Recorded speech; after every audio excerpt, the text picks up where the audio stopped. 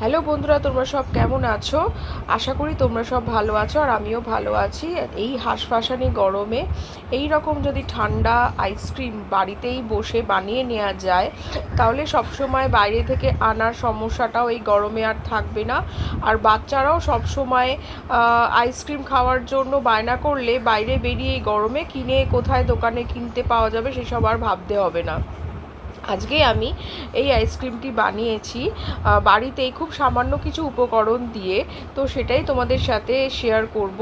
আমি সুদীপ্তা, চলে এসেছি সুদীস ব্লগস থেকে তোমাদের কাছে এই আইসক্রিম বানানোর বাড়িতেই রেসিপিটা নিয়ে।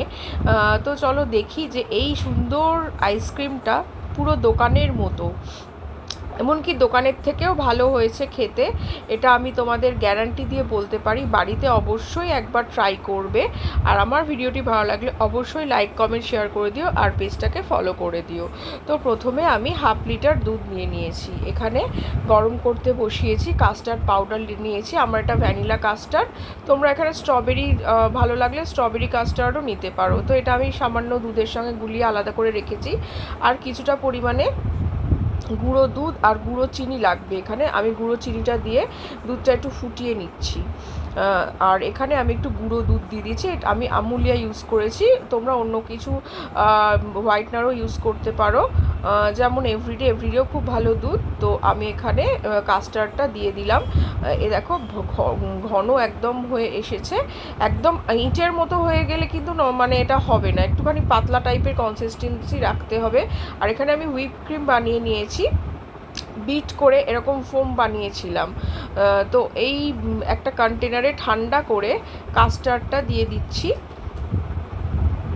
ঠান্ডা করে দিতে হবে, অবশ্যই ফ্রিজে রেখে ঠান্ডা করে তবেই এখানে বানানোর প্রসেসটা শুরু করতে হবে। দুটোকেই ঠান্ডা করতে হবে, আর ঠান্ডা না করলে হুইপ ক্রিমটা এরকম ফোম তৈরিও হবে না। তো আমি এরকমভাবে হুইপ ক্রিমটা কিছুটা নিয়ে নিচ্ছি। দেখো 1/2 লিটারের দুধে কতটা আইসক্রিম হবে তোমাদের সাথে শেয়ার করব সেটাই। হুইপ ক্রিমটা এই 3 হাতা মতো নিয়ে নিলাম। এবারে ভালো করে এটাকে আমি হাতা দিয়ে করে নিচ্ছি। এটাকে বিট করেও পরে বিট করেছি। বেশি বিট করলে কিন্তু ভীষণ পাতলা হয়ে যাবে, তো হালকা হাতে বিট করতে হবে। এবারে আমি এরকম চৌকো টিফিন বক্স নিয়ে নিয়েছি, তোমরা মোল্ডেও নিয়ে নিতে পারো। মোল্ড আমার রেডি ছিল না, তো সেই জন্য আমি টিফিন বক্সে এটাকে সেট করব। এরকম করে দিয়ে দিচ্ছি। এটা কিন্তু ভ্যানিলা আইসক্রিম তৈরি হবে, তো এরমভাবেই চকলেট আইসক্রিমও তৈরি করা যায়।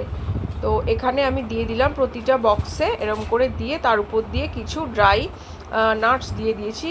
পেস্তা, আলমন্ড আর কাজু বাদাম ছিল, এটা দিয়ে দিয়েছি ছড়িয়ে। দেখো এই কন্টেনারেও আমি নিয়ে নিয়েছি।